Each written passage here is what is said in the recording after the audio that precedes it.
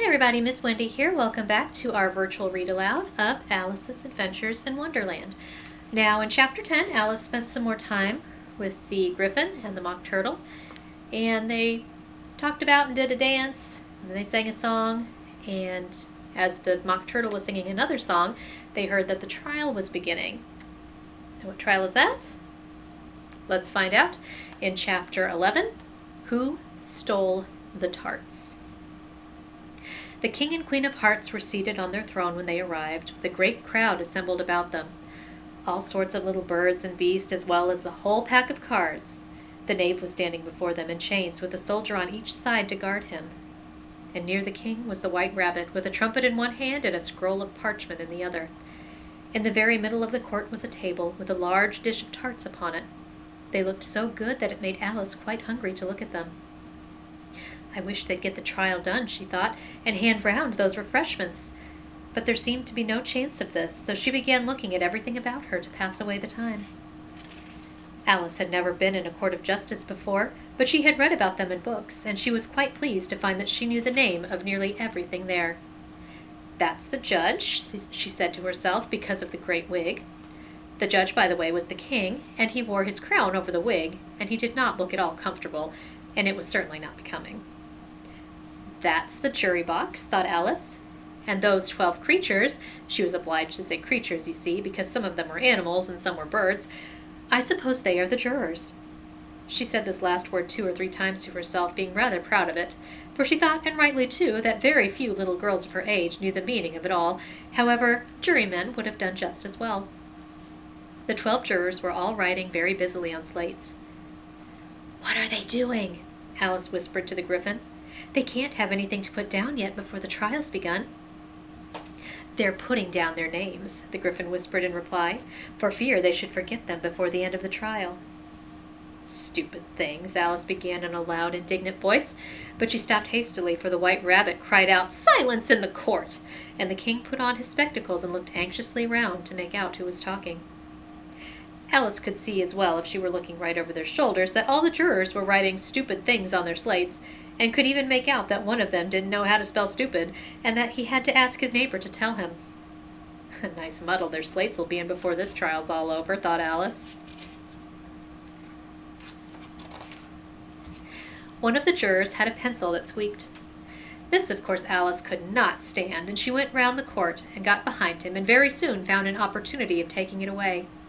She did it so quickly that the poor little juror, it was Bill the Lizard, could not make out at all what had become of it, so after hunting all about for it, he was obliged to write with one finger for the rest of the day, and this was of very little use, as it left no mark on the slate.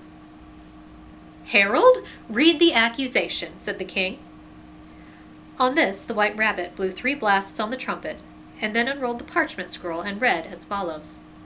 "The Queen of Hearts, she made some tarts all on a summer day. The Knave of Hearts, he stole those hearts and took them quite away." "Consider your verdict," the king said to the jury. "Not yet, not yet," the rabbit hastily interrupted. "There's a great deal to come before that." "Call the first witness," said the king, and the White Rabbit blew 3 blasts on his trumpet and called out, "First witness!" The first witness was the Hatter. He came in with a teacup in one hand and a piece of bread and butter in the other. "I beg your pardon, your majesty," he began, "for bringing these in, but I hadn't quite finished my tea when I was sent for." "You ought to have finished," said the king. "When did you begin?" The Hatter looked at the March Hare, who had followed him into the court, arm in arm with the Dormouse. 14th of March, I think it was," he said. 15th, said the March Hare. 16th, added the Dormouse. "Write that down," the king said to the jury, and the jury added up and reduced the number to shillings and pence. "Take off your hat," the king said to the Hatter. "It isn't mine," said the Hatter. "Stolen!" the king exclaimed, turning to the jury, who instantly made a memorandum of the fact. "I keep them to sell," the Hatter added as an explanation. "I've none of my own. I'm a Hatter." Here the queen put on her spectacles and began staring at the Hatter, who turned pale and fidgeted. "Give your evidence," said the king, "and don't be nervous or I'll have you executed on the spot." This did not seem to encourage the witness at all. He kept shifting from one foot to the other, looking uneasily at the queen, and in his confusion he bit a large piece out of his teacup instead of the bread and butter. Just at this moment, Alice felt a very curious sensation which puzzled her for a good deal until she made out what it was. She was beginning to grow larger again, and she thought at first she would get up and leave the court, but on second thoughts she decided to remain where she was, as there was room for her. "I wish you wouldn't squeeze so," said the Dormouse, who was sitting next to her. "I can hardly breathe." "I can't help it," said Alice very meekly. "I'm growing." "You've no right to grow here," said the Dormouse. "Don't talk nonsense," said Alice more boldly. "You know you're growing too." "Yes, but I grow at a reasonable pace," said the Dormouse. "Not in that ridiculous fashion." And he got up very sulkily and crossed over to the other side of the court. All this time the queen had never left off staring at the Hatter, and just as the Dormouse crossed the court, she said to one of the officers in the court, "Bring me a list of the singers in the last concert," on which the wretched Hatter trembled so that he shook both his shoes off. "Give your evidence," the king repeated angrily, "or I'll have you executed whether you're nervous or not."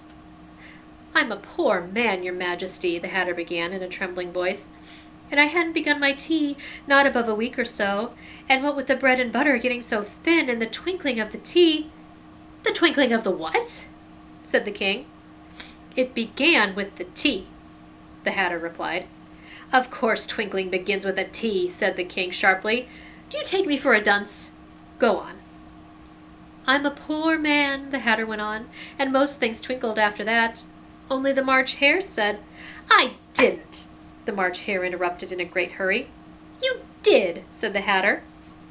"He denies it," says the king. "Leave out that part."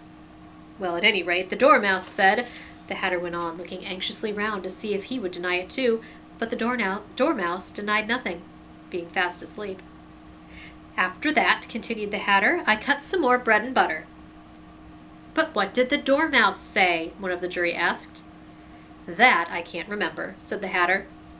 "You must remember," remarked the king, "or I'll have you executed." The miserable Hatter dropped his teacup and bread and butter and went down on one knee. "I am a poor man, your majesty." "You're a very poor speaker," said the king. Here one of the guinea pigs cheered and was immediately suppressed by the officers of the court. As that is a rather hard word, I will just explain to you how it was done. They had a large canvas bag which tied up at the mouth with strings, and into this they slipped the guinea pig head first and then sat upon it. "I'm glad I've seen that done," thought Alice. "I've often read in the newspapers. At the end of trials, there was some attempt at applause which was immediately suppressed by the officers of the court, and I never understood what it meant until now." "If that's all you know about it, you may stand down," continued the king. "I can't go no lower," said the Hatter. "I'm on the floor as it is." "Then you may sit down," the king replied. Here the other guinea pig cheered and was suppressed. "Come, that finishes the guinea pigs," thought Alice. "Now we shall get on better." "I'd rather finish my tea," said the Hatter with an anxious look at the queen, who was reading the list of singers. "You may go," said the king, and the Hatter hurriedly left the court without even waiting to put his shoes on. "And just take his head off outside," the queen added to one of the officers, but the Hatter was out of sight before the officer could get to the door. "Call the next witness," said the king. The next witness was the Duchess's cook. She carried the pepper box in her hand, and Alice guessed who it was even before she got into the court by the way the people near the door began sneezing all at once. "Give your evidence," said the king. "Shan't," said the cook. The king looked anxiously at the White Rabbit, who said in a low voice, "Your Majesty must cross-examine this witness." "Well, if I must, I must," the king said with a melancholy air, and after folding his arms and frowning at the cook till his eyes were nearly out of sight, he said in a deep voice, "What are tarts made of?" "Pepper mostly," said the cook. "Ah, treacle," said a sleepy voice behind her. "Collar that dormouse, turn that dormouse out of the court, suppress him, pinch him, off with his whiskers." For some minutes the whole court was in confusion, getting the dormouse turned out, and by the time they had settled down again, the cook had disappeared. "Never mind," said the king, with a great air of relief. Call the next witness. And he added in an undertone to the Queen, Really, my dear, you must cross-examine the next witness. It quite makes my forehead ache. Alice watched the White Rabbit as he fumbled over the list, feeling very curious to see what the next witness would be like. For they haven't got much evidence yet, she said to herself. Imagine her surprise when the White Rabbit read out, at the top of his shrill little voice, the name Alice. And that is it for Chapter 11. So here's some questions to think about for next time. Why didn't the Mad Hatter take off his hat? Do you think it really because it wasn't his hat? Or do you think he might have been hiding something? How can you tell that the Mad Hatter was very frightened? What kind of things do you tend to do when you're frightened? Let's see, what do you think will happen to Alice in the next chapter? Now, chapter 12 is our last chapter. So think about that. Think about what you think is going to happen in our final chapter. Thank you for joining me today, and I will see you next time for the 12th and final chapter of Alice's Adventures in Wonderland.